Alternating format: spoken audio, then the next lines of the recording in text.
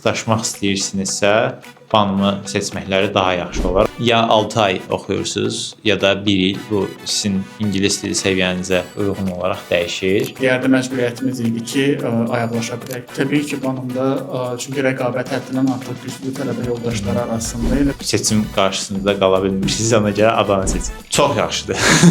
Belə deyim də.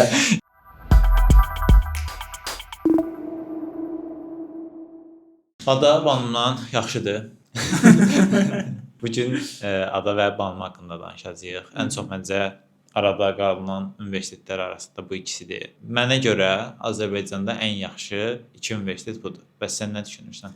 mən də elə düşünürəm. Həm beynəlxalq arenada tanınmaqlarına görə, həm tələbələrin uğurlarına görə məncə də elə Azərbaycanda ən güclü 2 universitetdən biridir. Mən də vaxtı ikən universitet seçmək eləyəndə elə bu 2 universitet arasında qalmışdım. Bu gün universitetlər haqqında ümumi danışacağıq, amma ətraflı məlumat almaq istəyirsinizsə 2xacademy.az saytından baxa bilərsiniz. Və bizim belə bir konseptimiz var idi. Onun üzərindən dəyərləndiririk universitetləri. Bu gün də o konseptə uyğun olaraq davam edəcəyik. Deməli, birinci adadan yox, banımdan danışaq. Tələbə həyatı. Səncə banımın tələbə həyatı necədir? Məncə banımın tələbə həyatı kifayət qədər doludur. Çünki istəyir akademik cəhətdən, istəyir sosial cəhətdən, istəyir professional cəhətdən tələbələr burada hər cürə fürsəti dəyərləndirə bilərlər. Həmçinin tələbəlik dövründə əgər xaricə də getmək istəyirlərsə, universitet bundan bağlı da şərait yaradır. Ona görə düşünürəm ki, hər tərəfli tələbə həyatı banımda kifayət qədər yaxşıdır. Tələbə həyatı məncə adada da çox yaxşıdır. Biraz da insanın özündən asılıdır o fəaliyyətlərə qoşulmağı, klublara və s. qoşulmağı. Və xarici imkanları da məncə çox güclüdür. Demək olar ki, dünyanın bir çox ölkəsində exchange proqramları var. Amma bir cəhət var ki, yüksək ortalama ilə oxumaq lazımdır. Banımda da bu belədir. Təbii ki, banımda çünki rəqabət həddindən artıq güclü tələbə yoldaşları arasında elə qrup yoldaşlarımı mənim özümün çox prezident təqaüdçüsü idi. Mən daxil olmağımla ona görə ortalamanı yuxarı tutmaq bizim seçimimiz yox, digər də məcburiyyətimiz idi ki, ayaqlaşa bilək. Ona görə məcburdur burada. Bəs tələbə sayı nə qədərdir? Bizdə demək olar ki, 1-ci, 2-ci, 3-cü qrupdan hər bir şey qəbul edirlər deyə say biraz çoxdur. Bəs banım məncə biraz ixtisaslaşıb deyə biraz daha aşağı olar. Banım əslində 2021-ci ilə qədər ancaq 1-ci qrup üzrə qəbul elan edirdi. Mən daxil olduğum ildə və keçən ildə bir biznes idarə olması, bir də maliyyə üzrə tələbə qəbul həyata keçirtdi. Yenə də tələbə sayı digər universitetlərə nisbətdə daha azdır, çünki siz demiş orada ixtisaslaşma daha güclüdür. Ona görə də bu il hardasa 400-ə yaxın banıma məzun olmuşdu. 400-ə yaxın. Məncə əslində universitetlərin də bu tipli ixtisaslaşmağı daha yaxşıdır. Nəinki daha çox, yəni tələbənin qəbul etməyi, həm də məncə daha çox belə individual yanaşma olur tələbələrə qarşı.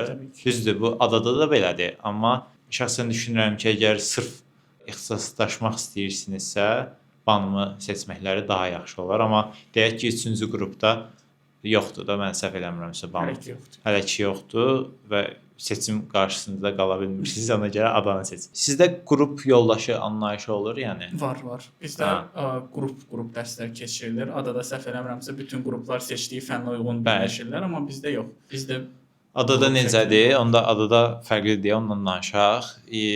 Siz fənləri götürmüş olursunuz, fən götürürsünüz və bu fənni başqa fakültədəki adam da seçə bilər. Kommunikasiya və rəqəmsal media ixtisasında təhsil alıram. IT ilə eyni dərsi götürmüş ola bilirəm və bu bir tərəfdən yaxşıdır ki, fərqli ixtisaslardan müxtəlif demək olar universitetdəki çox adamı tanımış olursan. Amma məncə biraz da bizi o sıx əlaqə qurmağı yəni dayandırır da. Biri var 4 il eyni adamla təhsil alasan, bir də var ki, fərqli hər dəfə bilmirsən ki, kim düşəcək də belə. Yəni müsbət cəhəti də var, mənfi cəhəti də var. Bu artıq sizdən asılıdır. Hər ikimiz foundation oxumuşuq. İstəyirsən banım foundationu ilə adanınkini bir müqayisə edək.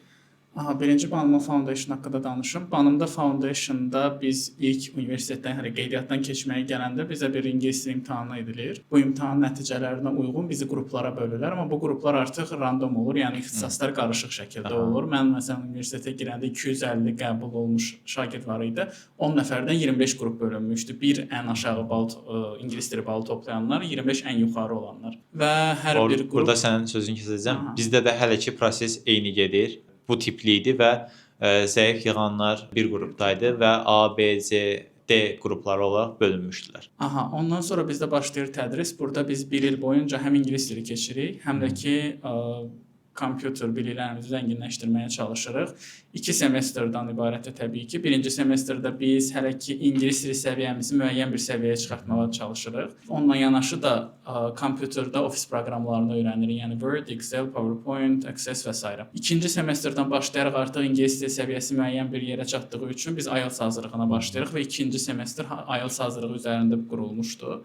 4 section və onların hamısının tək-tək fokuslanması. Onunla yanaşı biz artıq kompüterdə Python proqramlaşdırma dilini öyrənməyə başlamışdıq və əgər biz foundation ilini bitirmək istəyirik və ikinci kursa keçmək istəyiriksə, ingilis dili və İKT-dən imtahanlar veririk. Bu imtahanlardan keçərsə əgər, artıq ixtisas illərimizə başlaya bilirik. Çox təəssüf ki, bizdə sırf ingilis dili keçirdilər və IELTS-ə hazırlaşma yox idi, amma IELTS dərsləri üzərindən gedirdi və kompüter kaş orada da sizdə kim olsaydı və biz də kompüter skilllərimizi orada artırsaydı, biz artıq tədrisinə başlayandan sonra bunları keçə bilirik. Foundation-da sırf ingilis dili keçirilir, speaking, writing bildiyimiz tipli, hər biri ayrı-ayrı sectionlar olaraq ya 6 ay oxuyursunuz, ya da 1 il. Bu sizin ingilis dili səviyyənizə uyğun olaraq dəyişir. Belə, yəni başqa bir əlavəm olmayacaq. Praktiki biliklər. Aha. Banımın məncə ən üstün cəhətlərindən biri bu praktika təcrübə məsələsidir. Çünki bizim tədris proqramının içində zaten bizim icbari şəkildə praktikaya göndərilməyimiz var və biz 2-ci, 3-cü və 4-cü tədris ilində kurslarda yay aylarında 1 ay məcburi şəkildə praktikada iştirak etməliyik və bunu bizə universitet tapır. Əgər özümüzün varsa tapdığımız və ya çalışdığımız yer orada həmin bu təcrübəni keçirək, əgər yoxdursa universitet özü, kafedralar özləri bizə işlə təmin olmamızı kömək edirlər və 1 ay gedirik orada çalışırıq. Sonunda oradan bizim mentorumuzun rəyini alırıq, report yazırıq, hesabat yazırıq və bu hesabatı professorların qarşısında təqdimat edirik. Təqdim edəndən sonra bizim GPA-mizə təsir edən semestrdəki 5 fəndən birinin qiyməti çıxır. Yəni ona görə məncə banımı qutaranlar da sənin 3 aylıq bir təcrübən olur. Səhv etmirəmsə, 3-cü kursun 2-ci semestrində hər bir tələbəni məcburi formada iş yerlərinə göndərirlər və sən burada praktiki biliklərini öyrənməlisən. Adada sistem belədir. Sən məzunsan deyə daha çox məlumat bilirsən, amma məncə praktiki biliklər tərəfdən də adada problem olmayacaq. Amma böyük ehtimal ki, burada yük sizin üzərinizə düşür. Yəni çox da universitet sizi sıxmır deyim bu mövzularda. Amma sıxsa daha yaxşı olar. Təbii ki, daha yaxşı olar. Keçək digər akademik heyət. Səncə banımda necədir? Banımın akademik heyəti məncə çox güclüdür. Çünki burada həm bizim sırf akademik sahədən gələn professorlarımız da var. Bununla yanaşı sənayenin özündən, şirkətlərdən, holdinglərdən və dövlət strukturlarından gələn şəxslər də var. Ona görə bizim burada həm praktiki, həm də nəzəri təcrübə qazanmağımız daha rahat olur. Məncə də adada akademik heyət çox yaxşıdır. Belə deyim də. Yəni sən demiş nazirindən tutmuş, yəni hər hansısa bir holding rəhbərinə qədər müəllimlərimiz var. Yəni aşağı kurslarda belə, yəni məqalələri ön plana çıxmış müəllimləri dəvət edirlər və düşünürəm ki, müəllimlər yüksək maaş alırlar deyə işlərinə də daha yaxşı yanaşırlar. Həm də müəllimlərimizin bir çoxu da ortaqda elə adada da dərs keçirlər, banımda da. Hə, mən bilmirdim. Öyrənmiş oldum. Bəs keçək kampusa. Burada artıq. Məncə yəni kampus məsələsində banıma çatan hər iki Azərbaycanda yəqin ki universitet yoxdur. Çünki banımın kampusu kifayət qədər böyükdür. Dəniz kənarında bayılda yerləşir. İçində tələbəyə lazım olan hər cürə şərait var. Yeməkxanasından tutmuş. Bayılda yerləşir. Ağşəhərdə də yerləşən var. Ağşəhərdə korpusdur. Orada kampus formasında deyil, orada sadəcə bir korpusdur. Kampusunda həm də tələbə yataqxanası var, hansı ki, səhv eləmirəmsə dünyada nadir universitetlərdəndir ki, ödənişsiz şəkildə tələbələrin orada qalmasına icazə verir. Yəni ona görə Banım kampus məncə kifayət qədər yaxşıdır. Belə sayaq da nələr var kampusda? Kampusda birinci tələbə yataqxanası təbii ki var. Aha. Böyük bir yataqxanadır və orada rayondan gələn və əcnəbi tələbələr qala bilirlər. İkinci idman infrastrukturudur. Voleybol, tennis, futbol meydançaları və s. Üçüncüsü universitetin daxilində həm supermarket var, həm də ki kafeteriyası var. Hansı ki tələbələrə gündəlik həyatında həqiqətən çox lazım olur və universitetin özünün laboratoriyaları və digər böyük bizə restoranlar var. Kafeteriyamız var. Kafeteriya. Görürsüz, red. Amma restoran olmamasının da bir səbəbi məncə tələbələr arasında o ayrı seçkinin salınmamasıdır. Ona görə kafeteriyada, bir kafeteriyada hər kəs eyni qiyməti verir və onda mən də danışım, artıq bunu müzakirə eləyərik ki, hansı yaxşıdır, hansı deyil. Deməli, adanın kampusu çox böyükdür və çox böyük yaşıllığa sahibdir. Məsələn, dərslərinizi etdiniz, çıxdınız, biraz gəzdiniz, belə gölün qırağında, nə bilim, mənzərəyə baxdınız, təzədən qayıtdınız dərsinizə. Və təbii ki, bizdə də yeməkxanalar var və çoxdur. Demək olar ki, sadəcə 2 binada yoxdur, səhv eləmirəmsə. Yəni hər yerə yaxın yeməkxanalar var. Qiymətlər biraz çoxdur məncə. Qiymətləri su 1 manatdır da belə deyim. Sonra və daxilində restoranlar da var. İndi adlarını çəkməyəcəm. Bir neçə restoran var. Və İtaliya Azərbaycanda artıq qoşulur deyə sən dediyin məsələn idman strukturlarda deyəsən olacaq, amma hal-hazırda yoxdur. İnşallah olar. Yəni kampus cəhətdən Banım üstələyir. Yəni mənə restoran və göl şəxsən mənə çox da lazım deyil, amma istəyərdim ki, bir idman yeri olsun və gedim ora. Başqa qiymət məsələsi dedin ki, səncə ayrı seçkiliyin olmaması və s. Qatılıram. Amma adaya gələnlər bunu gözə almalıdırlar yəni. Onda keçək digər məsələyə, karyera dəstəyi.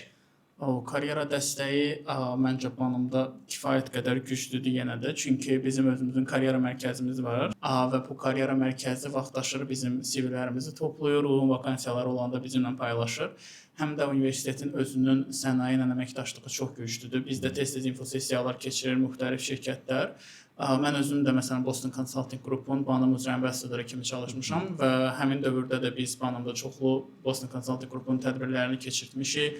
Lazım gələndə praktikalar üçün də biz elanlar paylaşmışıq və rekrutment prosesində həyata keçirmişik. Ona görə düşünürəm ki, Banımda kifayət qədər fürsətlər çoxdur tələbələr üçün karyera cəhətdən. Bizdə də karyera dəstəyi məncə yaxşıdır. Və karyera həftələri olur. Orada müxtəlif şirkətlər gəlirlər, öz nümayəndələrini göndərirlər və tələbələr bu şirkətlərlə tanış ola bilir, birbaşa onların HR-ları ilə və s. Hər dəfə bizə ada meylimiz var. Ada meylə öz ixtisasımızla bağlı bu tipli meyllər gəlir ki, bəs hər hansısa bir şirkətin tədbiridir, gəlib iştirak edə bilərsən. Məncə karyera dəstəyi çox yaxşıdır, amma təbii ki, bu sadaladıqlarımız hər biri, yəni tələbənin özündən asılı olan bir şeydir. Universitet səni təşviq edir ki, bunlardan istifadə et. Amma edəsən, etməyəsən biraz da səndən asılıdır. Burada məncə karyera dəstəyində sizdə belə bir məsələ var ki, Sokara işə götürürlər. Sən necə yanaşırsan? Götürürlər sizi işə. Əslində mən universitetə hazırlaşanda da deyirdilər ki, Banımı seçsən Sokara səni işə götürəcəklər. Təbii ki, elə bir fürsət var, amma bu sadəcə onun kiçik bir hissəsidir. Yəni Sokar sadəcə oradakı şirkətlərdən biridir.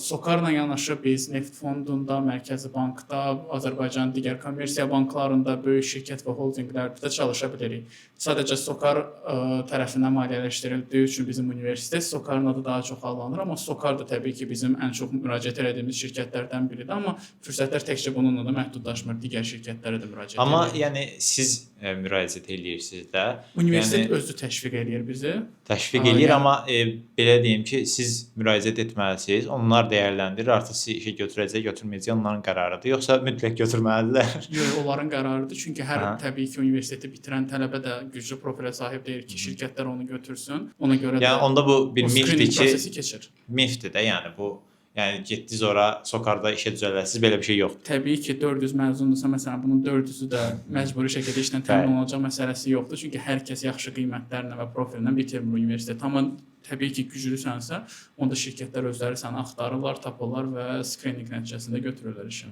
Yeməkxana əslində bundan danışdıq. Məncə keyfiyyət olaraq çox yaxşıdır, onu deyə bilərəm. Yəni qiymətləri də bahadır. Sizdən də qısa bir dənə informasiya ver. Yox, bizdə keyfiyyət təmiz ev yeməkləri də ev keyfiyyətindədir. Yəni evdəki o dadı hiss edə bilərik orada. Qiymətlər də kifayət qədər ucuzdur, hər kəsin cibinə uyğun. Yəni 3-4 manatla tam qarnını doyura bilərsən. Bizdə də 5 manatla otura bilərsən. İmtahan sistemi, İmtahan sistemi haqqında bizə məlumat verə bilərsən. Mənim universitetimdə imtahan sistemi kifayət qədər sərtdir, disiplinlidir və deyərdim ki, çətindir. Bəzi universitetlərdə də bu forma var. 100 ballıq sistemlə dəyərləndirilir və onun məsələn 40-50 balı gəlir final imtahanından, digəri prezentasiyalardan, iştirak balından, aktivlikdən və s. Əsas mənimə imtahan sistemini çətin edən məsələ imtahandakı disiplindir. Çünki imtahan anonim keçirilir və böyük bir zalda keçirilir. Nəzarət həddindən artıq güclü olur. Bu da təbii ki, o imtahan sistemində keyfiyyəti təmin etmək üçündür. Ona görə deyərdim ki, tələbələr əgər yaxşı qiymət almaq istəyirlərsə, burada mütləq şəkildə öyrənməlidirlər, başa düşməlidirlər və yazılı imtahanların hamısına, sualların hamısına cavab verməlidirlər. Köçürmə və s. kimi məsələ, yəni heç müzakirə mövzusu ola bilməz.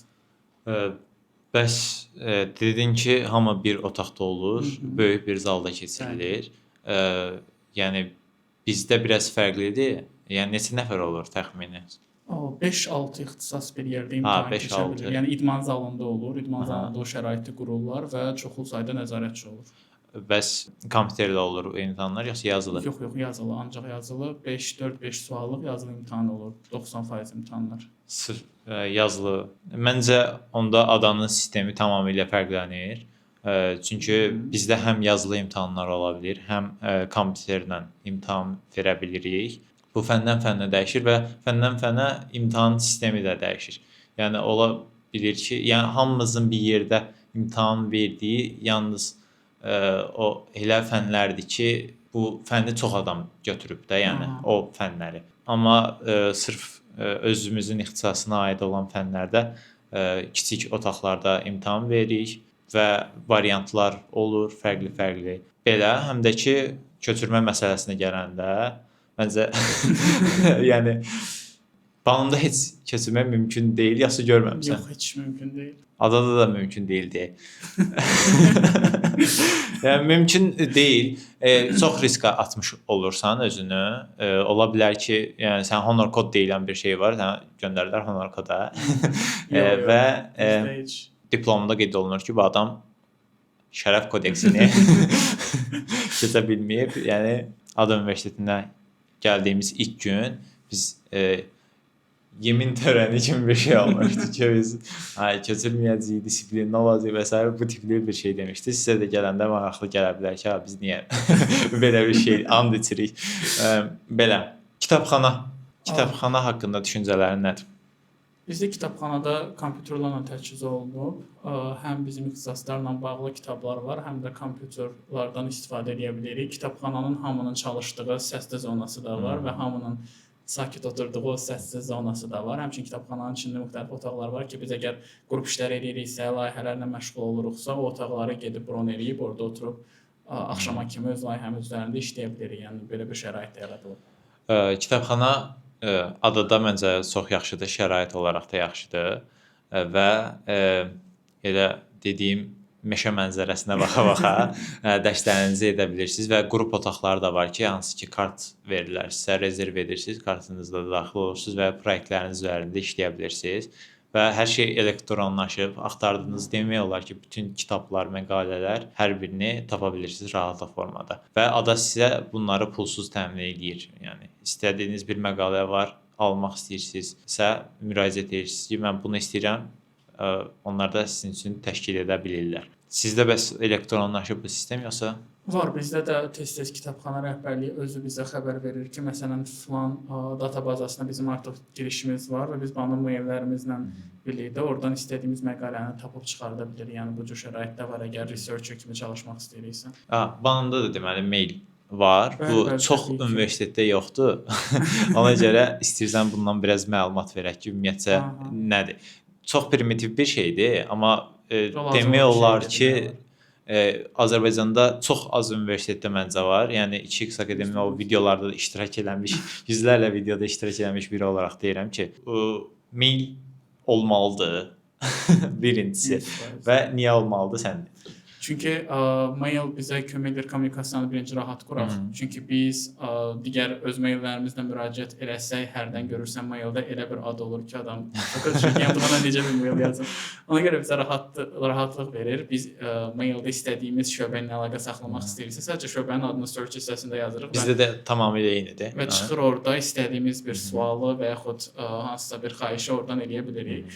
Həmçinin bütün elanlar, tədbirlərlə bağlı, vakansiyalarla bağlı hamısı orada paylaşılır. Biz hətta qrup yoldaşlarımızla, dostlarımızla da bir-birimizə hansısa bir PDF kitabı göndərmək istəyiriksə, mail üzərindən bizə daha rahat olur. Ona görə mail məncə mütləq olmalıdır.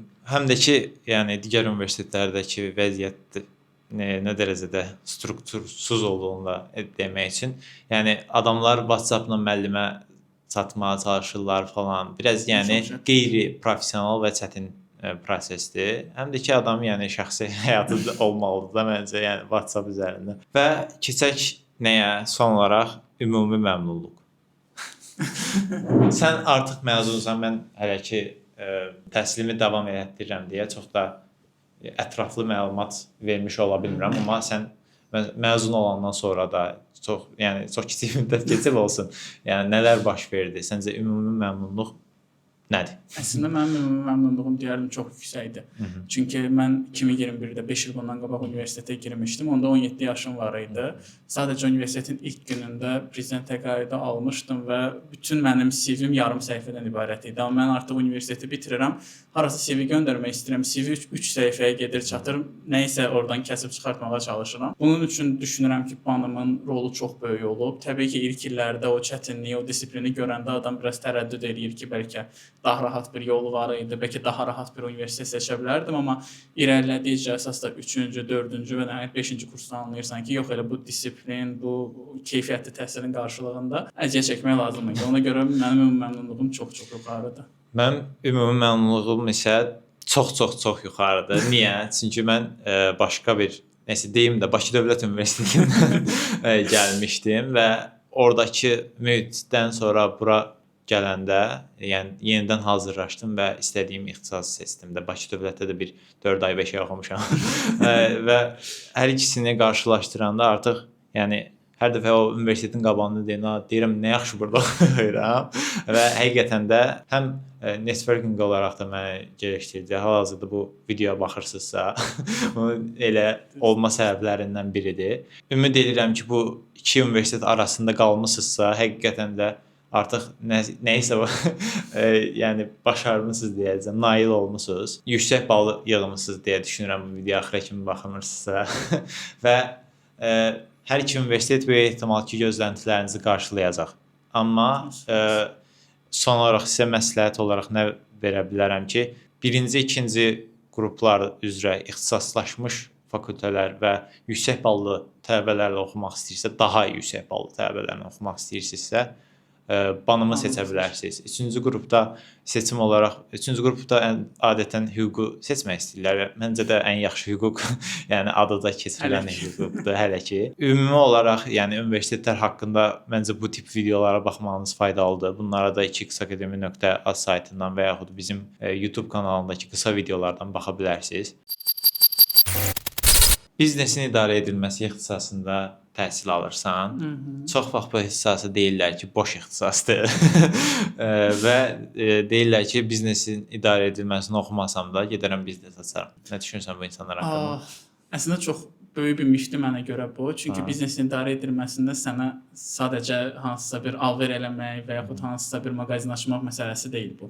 Yəni bu ixtisasda sən biznesin və iqtisadiyyatın müxtəlif sahələrindən hamısını öyrənirsən Mənə görə məsələn mənim kimi bir insan üçün bu daha yaxşı idi, daha yaxşı bir ixtisas idi. Çünki hər tərəfli bir ixtisasdır. Mən başlamışam öyrənməyə menecmenti, marketinqi, insan resurslarını, keçmişəm maliyyə, mühasibatlığı müxtəlif sahələrini öyrənmişik, iqtisadiyyatın müxtəlif sahələrini öyrənmişik. Ona görə məncə kifayət qədər yaxşıdır ki, hər şeydən xəbərin olur. Yəni mən bir şirkətin bütün çalışma prinsiplərini öyrənə bilirsən, bütün departamentlər necə çalışır, nələr üstündə qurulub, bunların hamısını ayrı-ayrı öyrənə bilirsən. Ona görə yəni mən üçün bu ixtisas hər tərəflidir və əgər ixtisas seçimində də hələ əmin deyilsənsə ki, sən maliyyəçi olmaq istəyirsən, yoxsa iqtisadçı olmaq istəyirsən, biznes idarə edilməsi sənə kömək eləyir. Çünki sən burada hamısını keçəcəksən və vaxt keçdikcə özün seçəcəksən ki, mən bura getmək istəyirəm, mənim buna marağım daha yaxşıdır. Onu bu ixtisası bitirdikdən sonra məcburuq ki, yəni biz magistr təhsili alaq. Yox, məcburuq deməzdim. Zaten əgər vakansiyalara da nəzər yetirsəz, mən vaxtaşırı oxuyuram saytlarda, LinkedIn-də və s. Orada vakansiyalarda tələblərdən biri budur ki, iqtisadiyyat, biznes idarə edilməsi və yaxud maliyyə sahələrində təhsil arzu olunandır. Yəni bu biznes idarə edilməsi demək olar ki, bütün vakansiyalarda var. Niyə belə dedim? Çünki bu ixtisası bitirmək sizə hər hansı bir mütəxəssis etmir də hər hansı. Məsələn, iqtisadiyyatçı etmir, maliyyətçi Əslində etmir. eləyir. Yəni bu consulting dediyimiz bir şey var ki, məsələn Azərbaycanda da Big Four şirkətləri, consulting şirkətləri və s. var. Business consulting sahəsi sırf bu ixtisasın nəticəsidir. Yəni burada biznes strategiyasından gedir söhbət, marketinqdən gedir söhbət, brandingdən gedir söhbət və biznesin idarə edilməsi də demək olar ki, elə bununla məşğul olur. Amma mən nəsə çi etmir də. Yox, nəsə çi etmir. Ümumiyyətlə mənə görə istəyir maliyyəni də bitirsən, magistr təhsili mütləqdir. Hələ bu dövrdə ümumiyyətlə. Ona görə də deməzdim ki, biznesin idarə edilməsini bitirmisənsə digər ixtisaslardan daha çox sən magistr oxumalısan. Hamısı eyni dərəcədədir. Məncə sırf ixtisasın üzrə ixtisaslaşmaq və daha da irəliyə aparmaq, sən mütəxəssis olmaq üçün magistr önəmlidir. Təbii ki, o yəni bütün ixtisaslarda, amma bütün sahələrdə. Hər kəs də o qədər oxumaq istəmir.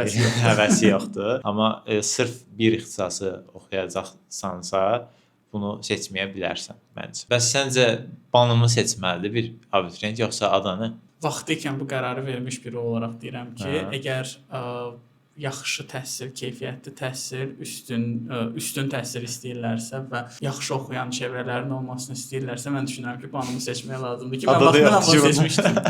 Mən vaxtında belə eləmişdim. Ona görə yəni dedin ki, elə bunlar adada yoxdur. Nə deyim? Adam nə desin buna? Bu avantaj da var ki, banımda çox yüksək bal toplasaz, adada da bu belədir, amma biri var 692-ni keçənsiniz, biri də var ki, yəni 670-80 keçəndə artıq həm pulsuz oxuyursunuz, həm sizə stipendiya verirlər. Adada da bu ildən gəlib stipendiya verirlər, bu ildən. Nə qədər? Az verirlər. Amma az verirlər, standart stipendiya nə qədərsə o qədər. Yəni bu ildən gəlib, bizə vermirlər, bizdən sonraki il. Dövlət sifarişdə olan ixtisaslara sırf stipendiya ayrılır. Çox sağ ol, gəldin, iştirak elədin bizim videomuzda.